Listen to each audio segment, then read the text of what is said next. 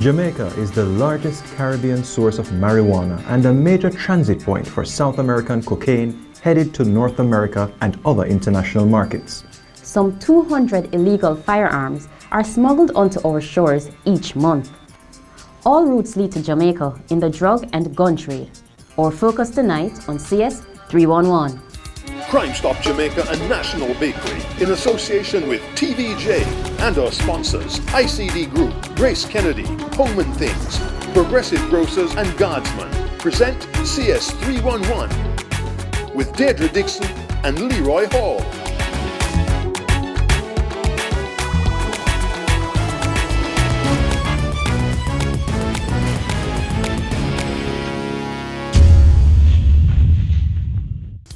Jamaica's strategic position in the illegal drug trade has helped to fuel the rise in illegal guns and, in turn, the boom in crime.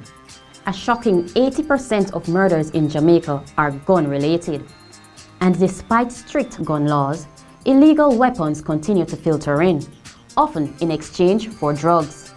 A sophisticated operation is at the root of institutional corruption, organized crime, and gang activity. We spoke to a representative from the Firearm Trafficking Task Force to give us some perspective on the problem.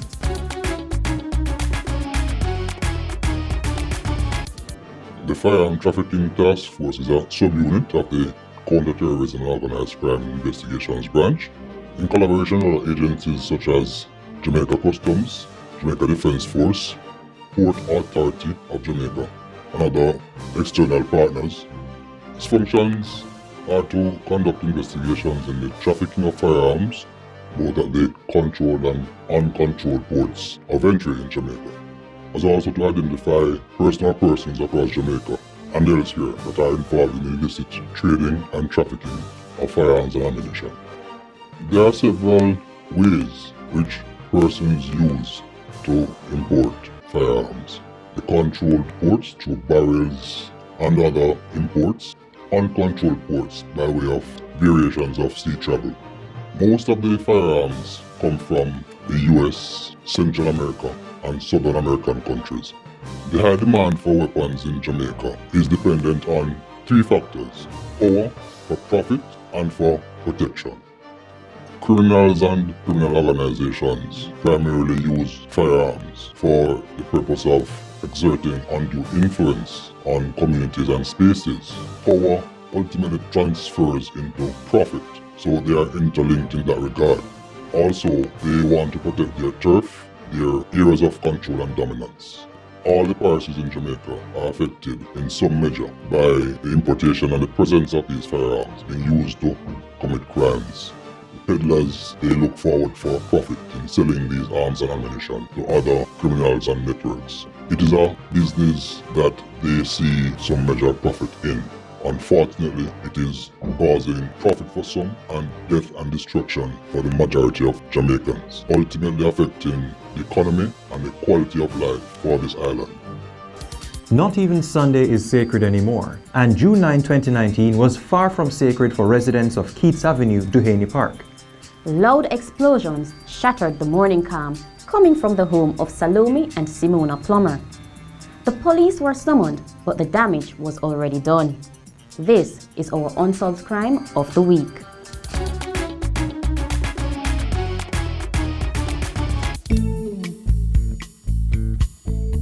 (11 a.m. Sunday, June 19, 2019. Keats Avenue, Duhaney Park, Kingston 20. Two men wearing construction gear were seen approaching the home of Salome and Simona Plummer.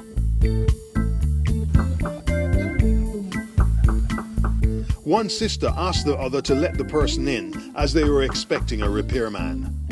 Somebody knocking, go and open the door for me to see.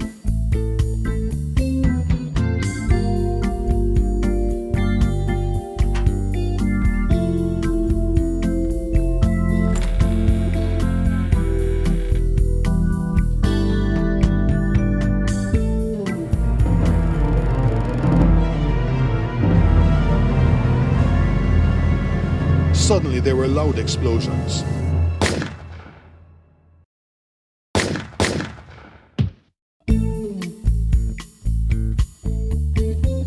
and shortly after, the two men were spotted jumping a fence. One got into a waiting grey Mitsubishi Lancer motor car, while the other ran in a different direction. He was picked up around the corner shortly after. No motive has been established for this brutal double murder. But the end result is that two more beautiful Jamaican women have had their lives cut short.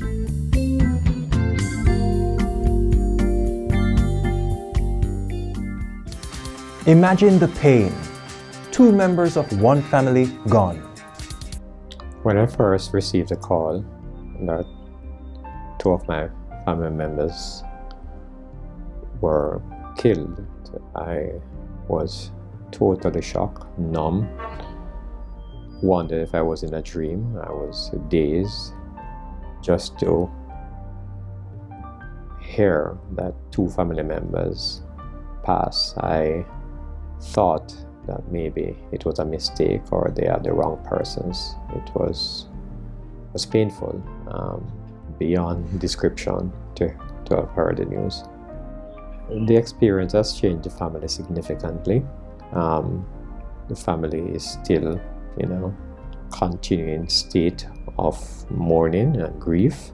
We are a little bit concerned for safety because we don't know the source and so on. But it has really created a strain emotionally and financially, being two of the breadwinners of the family. We are appealing to anyone who have any information, however simple it is, however minuscule it is, to report what you know. We would not like to hear of another loss like this, and once we have perpetrators at large, then anything can happen. So really appealing on behalf of the family to assist the police in solving these two murders, and begging anybody, neighbors, anybody may have heard anything, please, as simple as the information may be, report it to the police immediately. This was no random killing, but a case of calculated murder. All truths eventually come to light, and someone out there can explain the reason behind this crime. Is it you? Call Crime Stop on 311 if you know anything that can lead to the arrest and charge of the killers. A reward totaling $200,000 is being offered for this information. Stay tuned. Guns and Drugs continue after this.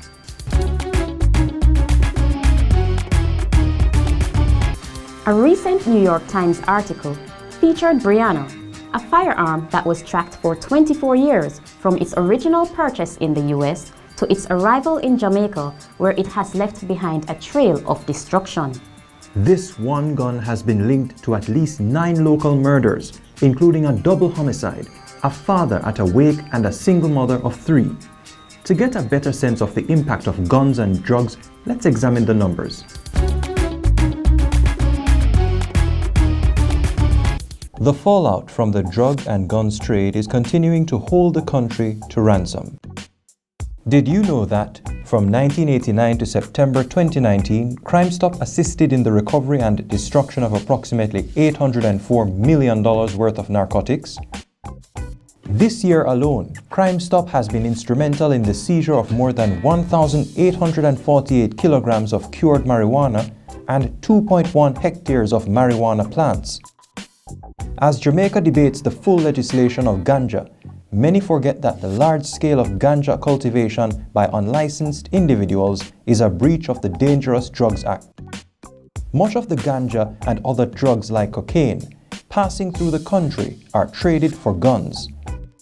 While fewer than 45,000 legal firearms are present in the country, at least 2,400 illegal guns enter Jamaica each year.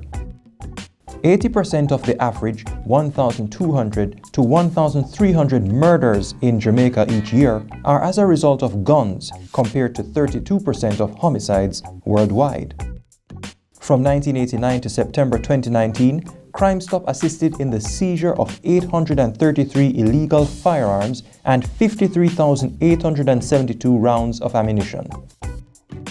Do we control the drugs and guns, or are they controlling us? A man under the influence is unpredictable. A man under the influence with a gun is a tragedy waiting to happen. Think on this as we bring you Missing. Missing, brought to you by Progressive Grocers. 69-year-old Noel Tyndale of 4 West Greater Portmore, St. Catherine, has been missing since Sunday, February 3rd, 2019. He is of brown complexion, medium build, and 183 centimeters or 6 feet tall. Mr. Tyndale was last seen at about 11:30 a.m., wearing glasses, a white t-shirt, brown shorts, and different shoes on each foot. 78-year-old Rupert Edwards of Commodore District, Linstead in St. Catherine has been missing since Wednesday, September 19, 2018. He's of dark complexion, slim build, and is 168 centimeters or 5 feet 6 inches tall. Mr. Edwards was last seen at home at about 1:45 p.m. wearing a light green shirt, jeans, and a pair of grey and black slippers. An Ananda alert has been activated for 17-year-old Tashi Taylor of Crawl, Riversdale in St. Catherine, who has been missing since Friday, July 20, 2018. She is of brown complexion and medium build, and about 175 centimeters or 5 feet 9 inches tall. Tashi was last seen at 9:30 a.m. in Bogwalk, St. Catherine. She was dressed in a white t-shirt, white jeans, and a pair of black sneakers. Janice Palmer, a U.S. citizen of Argyle Road, Kingston 5, has been missing since Thursday, November 16, 2017. It is believed that she left home to conduct business with persons unknown and has not been seen or heard from since. Some scams will take your money. Others will end your life. Beware and watch that scam.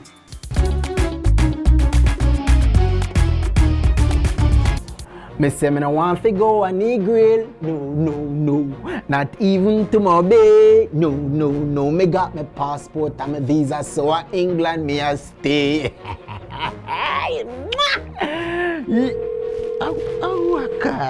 No, man, sure. Hello? Yo, Craig, is when you're leaving for England again. Hey, what going, Dave? I told them I left, man. Hey, me do it at the airport right now. You think you could have take one suitcase for me, please? Yes, man, we are talking about cause, man. But watch out. You have to go reach out the airport like ASAP, because I want to go check in right about now. I've been just the right out on the airport road, literally 15 minutes away. Yeah, man, hurry up and come, man. Me wait for you. Me owe you one. All right, cool. I see me want to go to Negri. Dave, why you reach here quick, man? All right, pass it.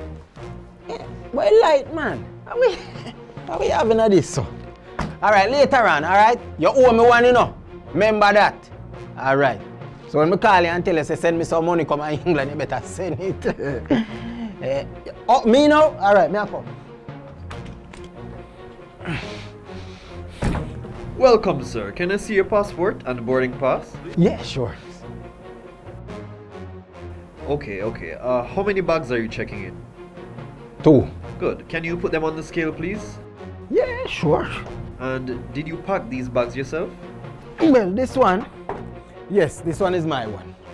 But this one now, I'm doing it as a favor to my cousin, so. So do you take responsibility for everything packed in the suitcase?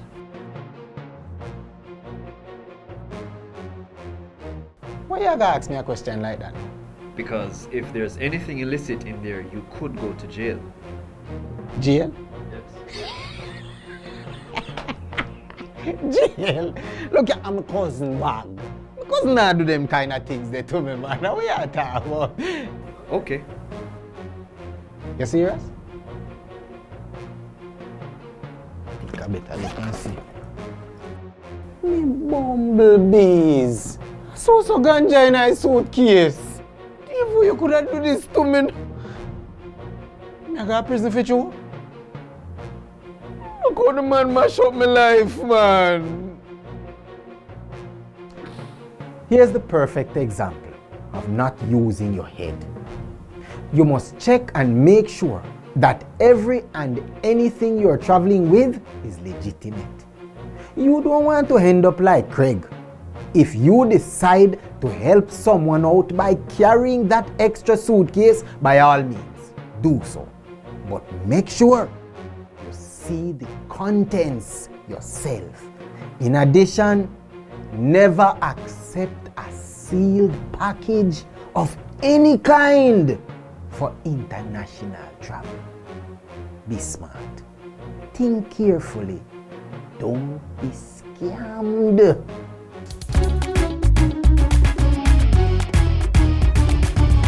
Lives are being torn apart and families destroyed as more individuals fall prey to drug addiction and others to the industry that feeds the addiction. The single seizure of 4.5 billion Jamaican dollars of cocaine in St. Thomas in July 2019 is proof that the country is a player in the international drug market.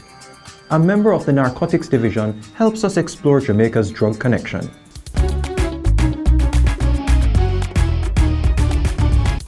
Jamaica's geographical location is ideal for drug traffickers. It's right between source countries of South and Central America and the demand countries of North America going onwards into Europe. So Jamaica's geographic location is ideal for the exploitation by these drug trafficking syndicates. Cocaine coming from South and Central America comes via the ICs in most instances on go-fast boats. As I said, most of it just stays here a while and then onwards to those demand countries in North America.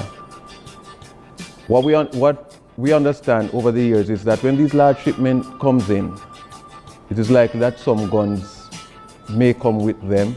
It's also likely that a portion of the drugs itself is left as payment for the facilitators in Jamaica who either store it or facilitate its onward movement. In recent years, we have not had significant fines on ICs as say in the mid-2000s, but we still find that persons are using the ports, particularly the airports, to import and also export cocaine, whether body strapping and or in luggage. Or some persons, we have had seizures in recent times in processed foods. With ganja now, in most instances we have the drug traffickers taking ganja to Central American countries or even our neighbors, Haiti, and then they would return. They have a barter system, they would return with guns. So with the cocaine and the ganja, there are just some differences in how these drug traffickers operate. The drug trade is just one of the problems associated with more serious crime. Because proceeds from the drug trade finances gangs, purchase weapons, and then you have inter and intra-gang conflicts as a result of all of those illicit activities. Drug trafficking and crime in general affects our country. It affects trade, and we should not countenance it one bit. I implore persons watching this that if you have any information on drug trafficking activities, no matter how small you think it is, give us a call at the Narcotics Division. Our number is 923-5729, 923-4577, or you can call our 24-hour duty officer cell number at 564-3340. There's not much you can do when you're staring down the barrel of a gun, but even in desperate situations, quick thinking could save your life. Safety tips up next. Safety Tips, sponsored by Guardsman. The number of violent crimes against persons that take place in our society resulting from altercations is alarming. The availability of guns, legal and illegal, is something that causes altercations to escalate rapidly and sometimes ending in serious injuries and, unfortunately, times loss of life. How you handle altercations is very important. We never know who is carrying a gun, so it always is in our best interest to try and de-escalate the situation. If you can avoid it and move away, that's the best thing to do. If you can't avoid it and move away, then A, be careful of what you say. Don't criticize, don't be sarcastic. Just try and understand the other party's position. Let them know you understand their position, but not necessarily agree. If you are wrong, say you were wrong. Level the necessary apologies. Make the necessary amends. Sometimes you can be right, and sometimes you end up being dead right. You don't want that. Firearms are readily available in our society, both legal and illegal. And we need to ensure that when we come in contact with firearms, that we understand that they are a dangerous tool. We need to treat every firearm as if it is loaded until proven otherwise. There are some basic safety precautions that we must adhere to. Never point the muzzle at anyone. Always point the muzzle in a safe place. And remember, a safe place may not be what you think it is, because a bullet will penetrate a drywall, it will penetrate a wooden ceiling, it will penetrate a glass window. Always be mindful of where you point it. The whole matter of storing a firearm must always be stored in a lockable place of safety. Never store your firearm in the same place as the ammunition. They both should be locked away separately. When handling the firearm, never put your finger inside the trigger guard or on the trigger guard unless you mean to use it. When you have to use it, there are some split-second decisions that you must make. Be very sure of what your target is. Be very cognizant of what is around your target. Be cognizant of what is behind your target. Not because your target is there doesn't mean that the bullet won't penetrate the target and hit somebody standing behind. A firearm is always a dangerous weapon. You are going to be held responsible for the use of a firearm and the access to a firearm. Always make sure your handling, your safekeeping, your putting away of the firearm is in accordance with best practice, because most of those are chargeable offenses. Jamaicans have a love-hate relationship with drugs and guns, as they could mean our destruction or salvation. The full legalization of substances like marijuana could inject life into a struggling economy. And the very guns that we fear in the hands of a criminal could provide protection for law-abiding citizens. But at what cost? Encouraging more drugs and more guns in exchange for more innocent lives could never be the answer. It's time to make a choice. I'm Leroy Hall. And I am Deidre Dixon.